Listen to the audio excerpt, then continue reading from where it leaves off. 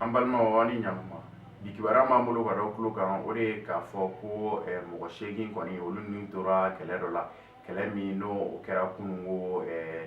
jabali dafɛ dugu dɔw la o kɛlɛ in kɔni o sɔrɔla min fɛ mercredi don kɔni ko donso minnu bɛ yen nɔ olu ka sɛnɛkɛ misiw kɔni ko olu kɔni caman suyɛnna mercredi don sufɛ o suyɛnni kɔfɛ o donso ninnu kɔni farala ɲɔgɔn kan ka o suyɛnbaga ninnu k'olu gɛn ka tugu olu nɔfɛ olu kɛra kɛlɛ ye kɛlɛ min na ni mɔgɔ 8 tora a la mɔgɔ 13 ɲɔgɔn olu kɔni olu taara dɔgɔtɔrɔso la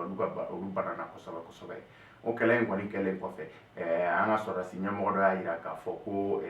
Mali armée renfort bɛ ka taa yen fɛ ka se ka taga ko in ka jisuma k'o fura ye cogoya min na o tɛmɛnen kɔfɛ ka bɔ kibaruya wɛrɛ m'an bolo ka da o tulo kan o de ye k'a fɔ ko jiko gɛlɛya min n'o bɛ Bamakɔ kɔnɔ yan nɔ ni bɛɛ lajɛlen b'a kalama o jiko gɛlɛya in kɔni ni Sabalibugukaw ta n'o de ka jugu kosɛbɛ kosɛbɛ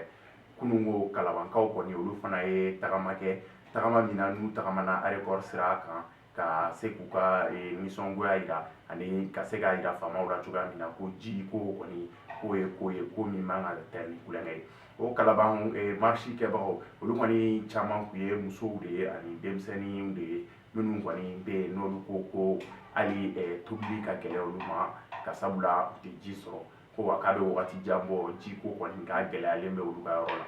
ayiwa an balimaw bi kibaruya min b'an bolo ka da o tulo kan o de ye nin ye aw ni ce aw ka kulomajɔ la